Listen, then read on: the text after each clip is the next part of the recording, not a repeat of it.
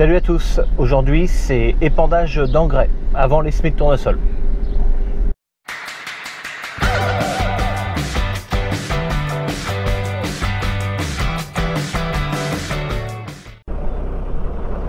Alors là papa est en train de régler une palette qui sert à la largeur de l'engrais en fonction de sa densité.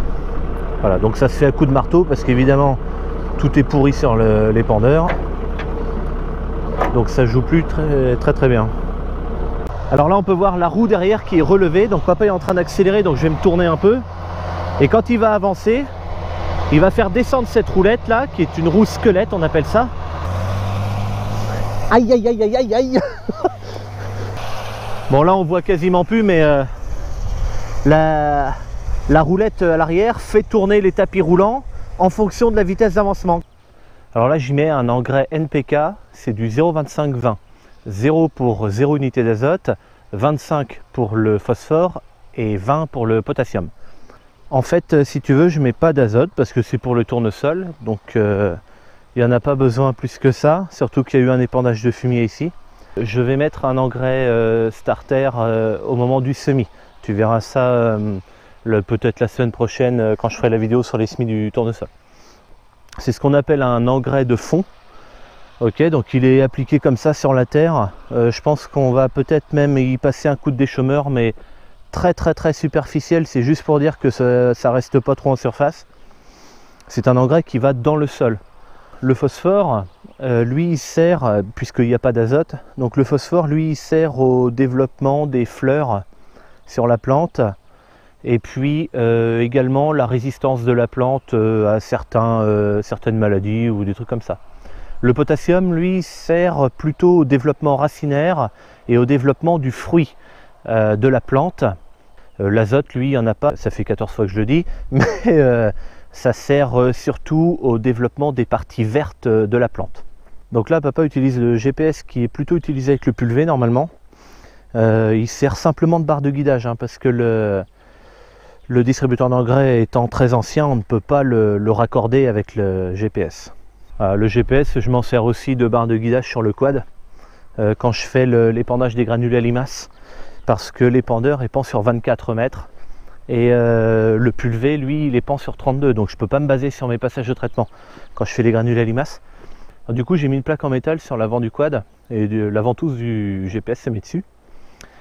Et je fais mes passages tous les 24 mètres avec un adaptateur allume-cigare d'ailleurs pour qu'il reste allumé. Alors ouais, donc retour à la maison, c'est là qu'on va charger. C'est le petit 780 qui est devant la remorque. Donc tu vois, elle est levée. Et l'engrais est fait comme ça dedans si j'arrive à... Voilà. Et donc en fait on charge avec la vis. Hein, c'est complètement con, hein. C'est pris avec ces tuyaux là, ça part devant la remorque, c'est pris sur l'hydraulique du tracteur. Et puis après c'est cette manette là qui fait tourner la vis. Donc on recule le semoir dessous, on la met comme ça tourne, et on a même possibilité de la faire tourner. Donc tu vois, ça tient pas, c'est pour faire tourner à l'envers pour la vider quand on a terminé. Alors j'entends papa qui arrive sur la route, donc je vais démarrer le tracteur.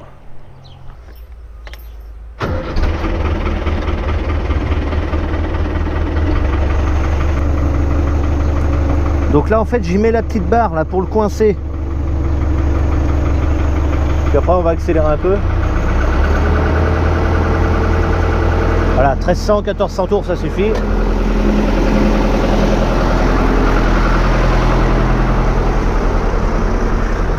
Voilà, donc papa arrive. Donc après là c'était pour le premier chargement, mais ensuite je vais prendre le tracteur et je vais le suivre dans les champs, comme ça il n'aura pas besoin de revenir à chaque fois, quoi. Alors la corde, tu vas comprendre vite fait, hein, c'est pour diriger le flux évidemment. Allez, je mets en route. Voilà. Donc là ça tourne. Et j'ouvre, pas trop vite.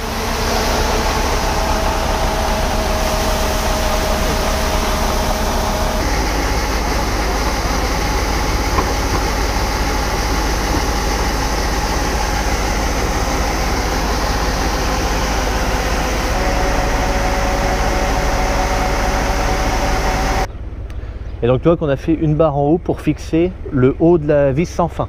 Au départ, elle était vissée ici, ok, ça se voit bien.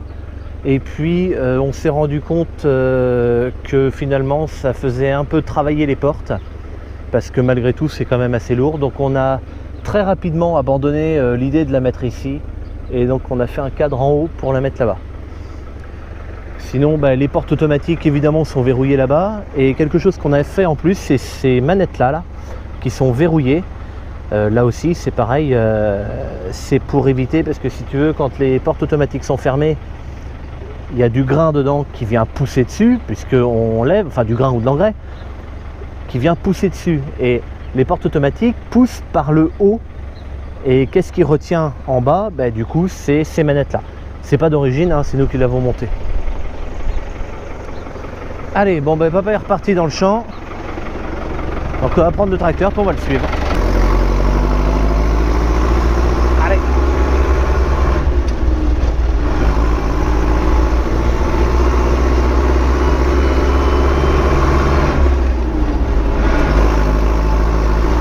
La boîte de vitesse entre les jambes.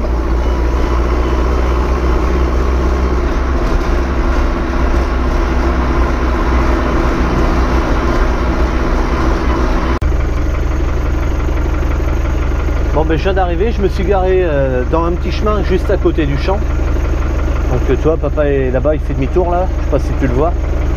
Et donc moi je me suis garé à un carrefour de chemin, j'ai levé ma remorque et puis je vais arrêter le tracteur.